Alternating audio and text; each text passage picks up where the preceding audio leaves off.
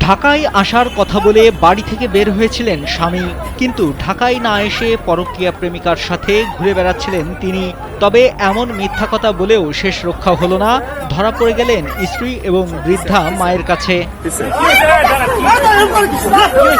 এ সময় প্রেমিকার হাত ধরে চলে যাওয়ার চেষ্টা করেন স্বামী, এরপর স্বামীকে আটকানোর চেষ্টা করেন স্ত্রী। তবে নিষ্ঠুর স্বামীকে আটকাতে পারেননি এক সন্তানের জননী ওই গৃহবধূ, উল্টো জনসম্মুখে স্বামীর হাতে মারধরের শিকার হন তিনি। তাই ক্ষোভে দুঃখে মাটিতে গড়াগড়ি করে কান্নায় ভেঙে পড়েন এক সন্তানের জননী ওই গৃহবধূ। স্যান্ডেলিনা সো, রূপচর্চায় আভিজাত্য।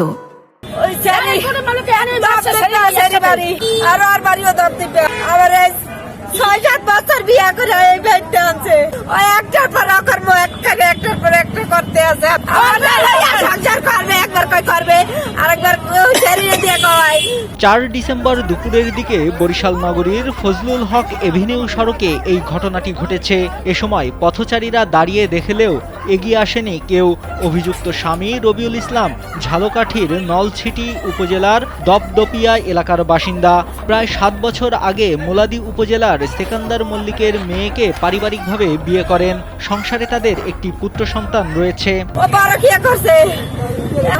কালকে সকালে বাইরেছে, কালকে সকালে বাইরিয়া পরে ফোন আমি জিতে ফোন দেই না, রাইতে সন্ধ্যার পর আবার ফোন দিয়ে কয় যে তুই আমার কাপড় চোপড় গোছা দে, আমি ঢাকা যাবো, আমার মামলা আছে, মামলার তারিখে যাবো। রবিউলের মা জানান, রবিউলের সাথে আগে একটি মেয়ের পরিচয় ছিল।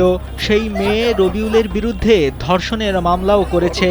মামলা চালাতে গিয়ে ১.৫ লাখ টাকার বেশি খরচ হয়েছে।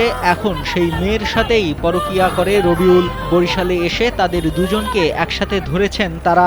আমাকে মামলা চালা দিব, এই মামলাটা দিব, ধর্ষণ মামলা দিব, বাড়ির কাছে ১.৫ লাখ টাকা খরচ হয়েছে আমার। এই শরীর লাগে আবার এইগুলো করতে আছে, ও নাকালে তো করে সংসার করবো না, তার কষ্ট দেবে কিসের জন্য? এদিকে এই চাঞ্চল্যকর ঘটনায় বরিশাল জুড়ে আলোচনা সমালোচনার ঝড় বইছে। নাইমুল হাসিব, কালবেলা।